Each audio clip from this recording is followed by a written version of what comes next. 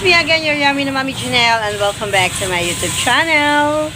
And for today's video, andito na naman tayo ulit sa aking sari-sari store. At gusto kong i-share sa inyo kung ano yung ganap dito araw-araw, everyday. Ayan.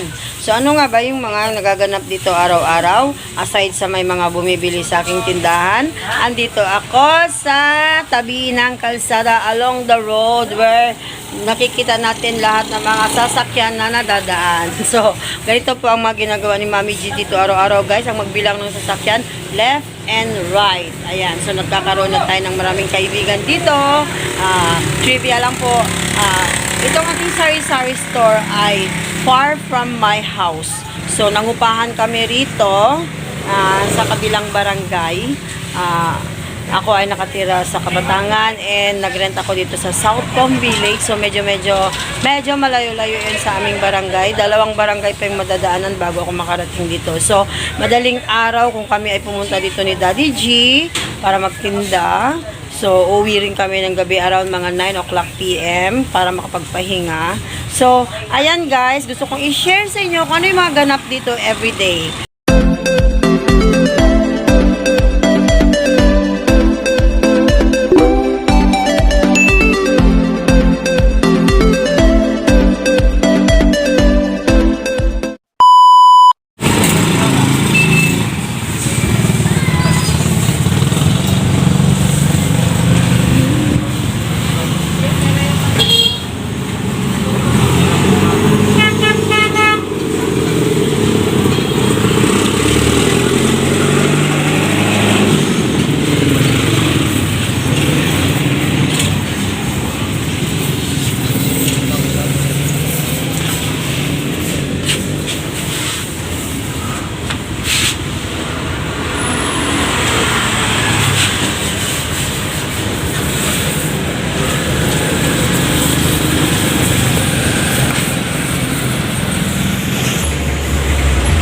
So, ayan si EJ Gopito guys, kasama ko dito sa akong tindahan.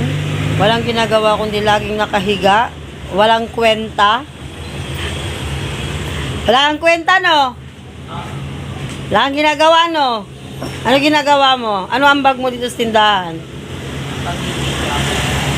Lakasan mo? Ang magiging gwapo! Gwapo daw. So, ayan yung mga estudyante guys. Merong mga pauwi from school dahil ngayon ay tanghali. Meron namang mga papunta pa lang ng school. So, merong half day. Ayun, pang umaga at pang hapon. So, ayun. Yung kotse, hindi nabuksan. Naiwan yung susi sa loob. So, ginawa nila ng paraan guys. Lagyan ng packing tape dahil napanood nila sa YouTube na ganun daw. Kailangan lagyan ng packing tape para mabuksan yung bintana dahil naiwan nga yung susi sa loob.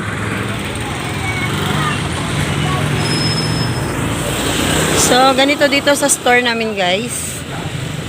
Everyday. At dito naman sa kabilang store, merong isang magandang babae na nagtitinda na ang pangalan ay si Jo. Hi! Ayan o, papakilala ko sa inyo. Hi! Seryoso. Siya yung babaeng walang pahinga. O, diba ang ganda-ganda? Sure. Diba sir, ang ganda niya sir? O, diba? Ganda lang pagdilim. Ala! Maganda lang daw pagdilim. Pero para sa akin, napakaganda niya. Kaya gusto ko na nga siyang mawala dito. Gusto ko ako lang maganda rito. Oo. Papakidnap for ransom ko ito. Magkano ba ito sir? Pagpakidnap for ransom na sir? 20 pesos? Parang corneto? Parang corneto lang pala ito eh. Yan, sa totoo lang guys, gusto ko siyang walain dito sa aking landas. Gusto ko ako lang maganda dito. Ayan. Ayan. Pero joke lang. Best friend ko siya guys dito. Ayan, ang ganda diba? Walang jowa yan. Ayan, sa mga gustong jowain siya. Just PM me. Oh, tingnan nyo naman oh. Oh, di ba ang ganda? Magandang dilag. Ayan, ipost natin yung kanyang arinola. Paras na boy. Okay. Ayan, balik tayo sa aking tindahan. So,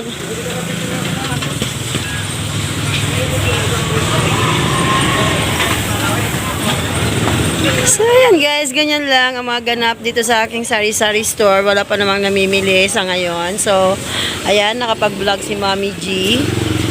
Ayan, yung mga taong nadadaan, maraming estudyante. So, bentang-benta dito yung ice tubig. Kasi nauuhaw yung mga ating mga estudyante. Siyempre, soft drinks. Ganon. So, ayan yung mga sikat-sikat guys. Yung bike, bisikleta na may sidecar. Ayan yung mga sinasakyan ng mga estudyante. Dahil dun banda, dito, may school dito banda. Yung South Com Elementary School. Ayan. Ito naman yung Piaggio na parang pagong. Ayan, ayan, ayan, yan yung kuliglig guys. Ayan, ayan, yung ating mga jeep papuntang town.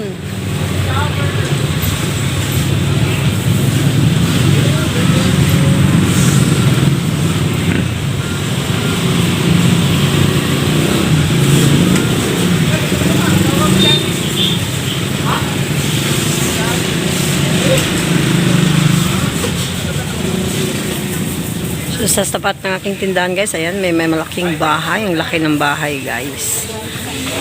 At syempre, yung mga nakatira dyan, suki ni Mami G, dito bumibili sa aking tindahan. O, diba, bongga? Ayan yung motor ni EJ Guapito, yung aming Honda Beat. Yan, o.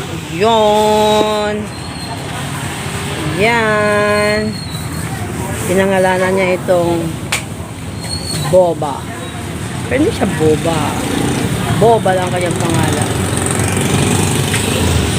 Ayan ang naghahatid sundo sa akin papunta dito sa aming sari-sari store.